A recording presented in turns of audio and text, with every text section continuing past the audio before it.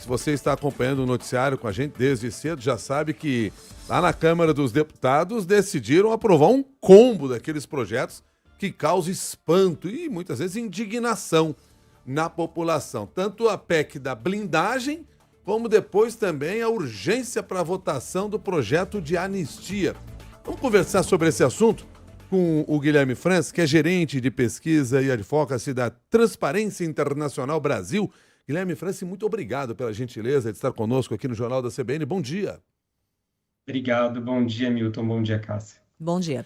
Como é que a transparência enxerga, avalia esse movimento que nós estamos assistindo nessa semana no Congresso Nacional, mais concentrado agora na Câmara dos Deputados?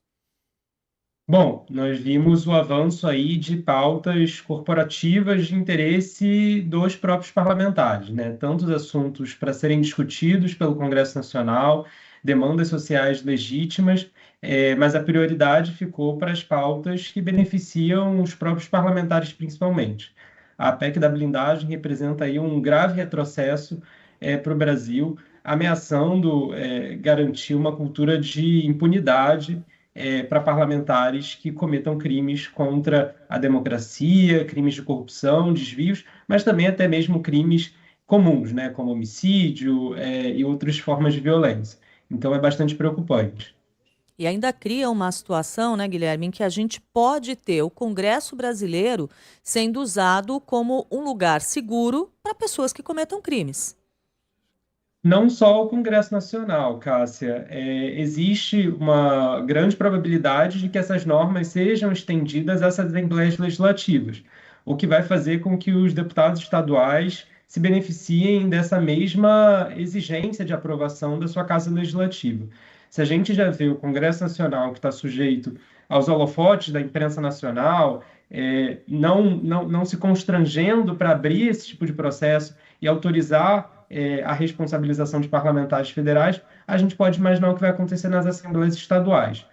Nas últimas semanas, vimos um caso aqui de um deputado estadual do Rio de Janeiro, eu estou no Rio, que foi identificado ali vínculos graves com o Comando Vermelho, o crime organizado. Imagina isso, essa garantia de impunidade, o quanto isso não pode incentivar as organizações criminosas a tentar colocar um de seus membros nas assembleias legislativas.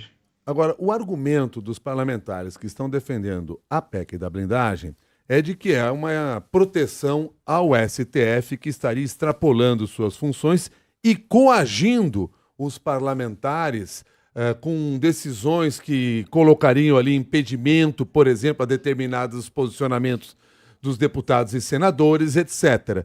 Quer dizer, existe esse embate entre os poderes e como que a Transparência Internacional Brasil analisa a função que está sendo exercida hoje pelo STF, que tem gerado agora essa indignação pelos parlamentares?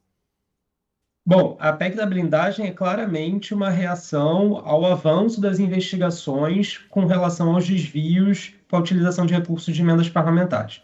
Hoje, os parlamentares controlam mais de 50 bilhões de reais do orçamento público federal. Temos visto diariamente operações policiais, indícios graves de corrupção na utilização desses recursos. O que os parlamentares querem é ter garantia de controlar esses recursos sem nenhum risco de responsabilização, sem nenhum risco de que sejam sancionados, responsabilizados pelo desvio na utilização desses recursos. Existem diversos inquéritos sendo conduzidos no Supremo Tribunal Federal com relação aos desvios na utilização desses recursos. Esses inquéritos não surgiram do nada, vieram indícios de desvios pelas auditorias da Controladoria Geral da União, auditorias do Tribunal de Contas da União, operações da Polícia Federal, tanto em Brasília quanto nos estados onde esses parlamentares atuam e distribuem esses recursos. Esses inquéritos já mostram aí um padrão de desvio e pulverização da corrupção, não só em Brasília, mas também nas prefeituras, para onde esses recursos são enviados. Então, conforme avançam essas operações, esses processos de responsabilização, os parlamentares estão aí tentando garantir que vão continuar controlando essa grande fatia do orçamento, mas sem nenhum risco de serem responsabilizados. E quando a gente fala de grande fatia, é grande fatia mesmo, né? A gente está falando de recursos aí da ordem de mais de 50 bilhões de reais por ano.